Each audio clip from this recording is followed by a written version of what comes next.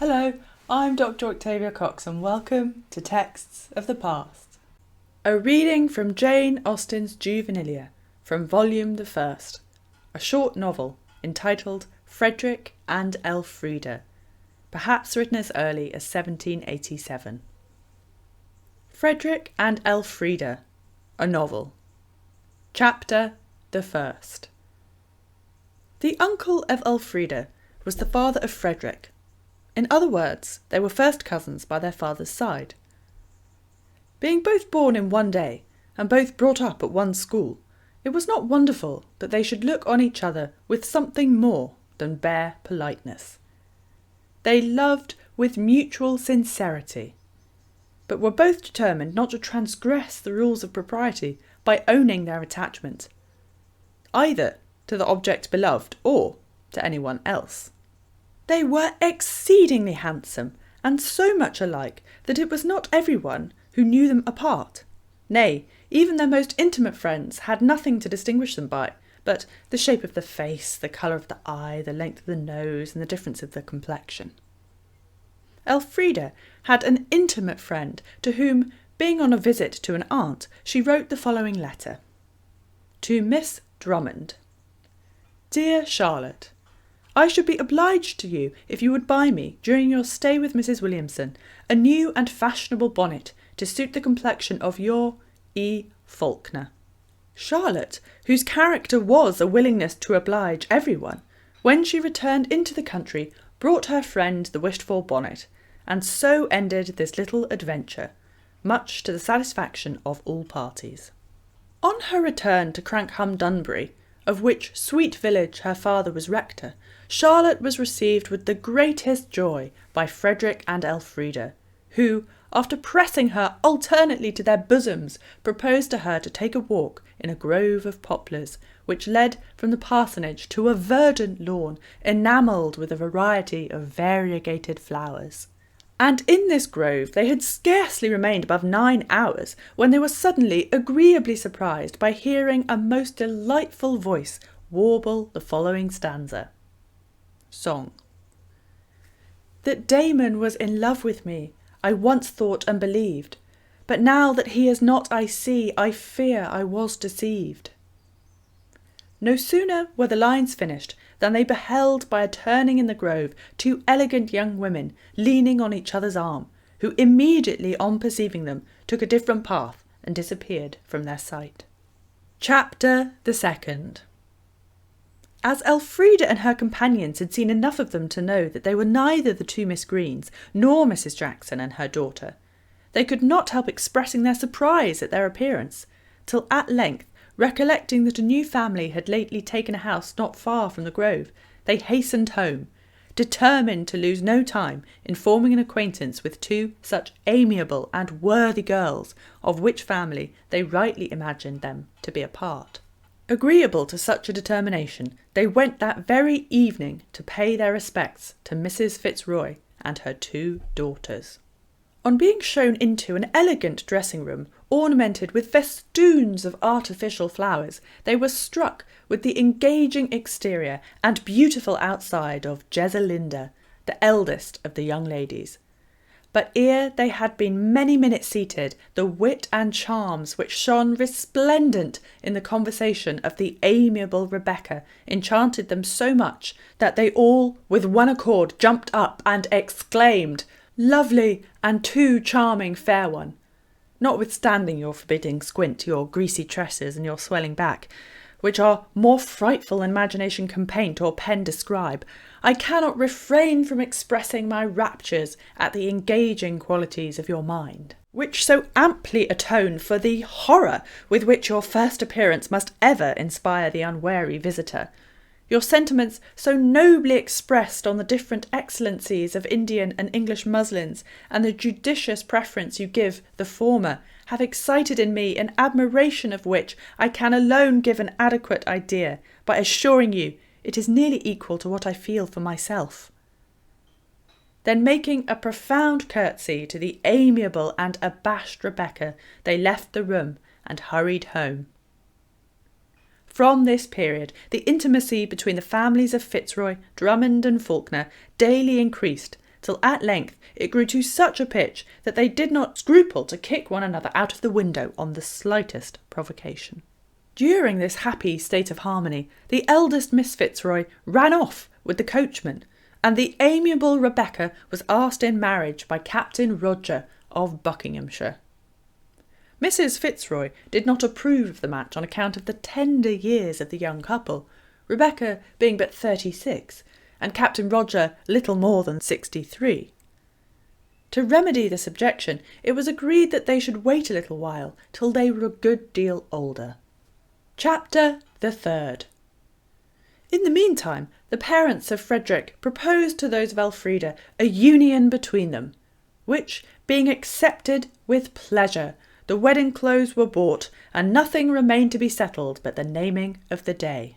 As to the lovely Charlotte, being importuned with eagerness to pay another visit to her aunt, she determined to accept the invitation, and in consequence of it walked to Mrs. Fitzroy's to take leave of the amiable Rebecca, whom she found surrounded by patches, powder, pomatum, and paint, with which she was vainly endeavouring to remedy the natural plainness of her face. "I am come, my amiable Rebecca, to take my leave of you for the fortnight I am destined to spend with my aunt. Believe me, this separation is painful to me, but it is as necessary as the labour which now engages you." "Why, to tell you the truth, my love," replied Rebecca, "I have lately taken it into my head to think, perhaps with little reason, that my complexion is by no means equal to the rest of my face, and have therefore taken, as you see, to white and red paint, which I would scorn to use on any other occasion, as I hate art." Charlotte, who perfectly understood the meaning of her friend's speech, was too good-tempered and obliging to refuse her. What she knew she wished. A compliment. And they parted the best friends in the world. With a heavy heart and streaming eyes did she ascend the lovely vehicle, a post-chaise, which bore her from her friends and home, but grieved as she was, she little thought of in what a strange and different manner she should return to it. On her entrance into the city of London, which was the place of Mrs. Williamson's abode, the postillion, whose stupidity was amazing, declared even without the least shame or compunction, that having never been informed, he was totally ignorant of what part of town he was to drive to. Charlotte, whose nature, as we have before intimated, was an earnest desire to oblige everyone, with the greatest condescension and good humour, informed him that he was to drive to Portland Place, which he accordingly did, and Charlotte soon found herself in the arms of a fond aunt. Scarcely were they seated as usual, in the most affectionate manner in one chair, than the door suddenly opened, and an aged gentleman with a sallow face and old pink coat, partly by intention and partly through weakness, was at the feet of the lovely Charlotte, declaring his attachment to her and beseeching her pity in the most moving manner. Not being able to resolve to make any one miserable, she consented to become his wife, whereupon the gentleman left the room, and all was quiet. Their quiet, however, continued but a short time, for on a second opening of the door, a young and handsome gentleman with a new blue coat entered and entreated from the lovely Charlotte permission to pay to her his addresses. There was something in the appearance of the second stranger that influenced Charlotte in his favour, to the full as much as the appearance of the first. She could not account for it, but so it was. Having, therefore, agreeable to that, and the natural turn of her mind to make everyone happy, promised to become his wife the next morning. He took his leave, and the two ladies sat down to supper on a young leveret, a brace of partridges, a leash of pheasants, and a dozen of pigeons. Chapter the 4th. It was not till the next morning that Charlotte recollected the double engagement she had entered into. But when she did, the reflection of her past folly operated so strongly in her mind that she resolved to be guilty of a greater, and to that end threw herself into a deep stream which ran through her aunt's pleasure grounds in Portland Place. she floated to Crankham-Dunbury, where she was picked up and buried. The following epitaph, composed by Frederic, Elfrida and Rebecca, was placed on her tomb. Epitaph. Here lies our friend, who having promised that unto two she would be married, threw her sweet body and her lovely face into the stream that runs through Portland Place. These sweet lines, as pathetic, as beautiful, were never read by anyone who passed that way without a shower of tears, which, if they should fail of exciting in you, reader, your mind must be unworthy to peruse them.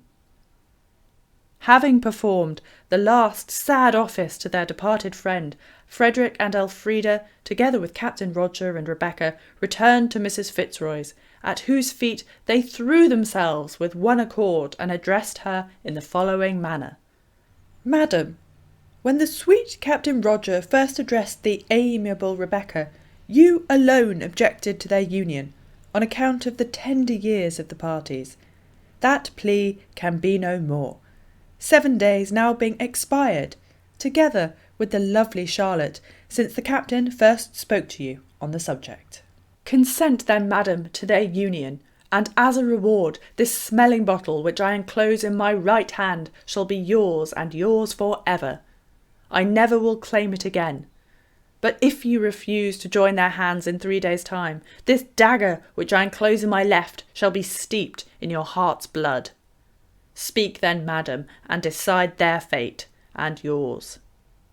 Such gentle and sweet persuasion could not fail of having the desired effect. The answer they received was this.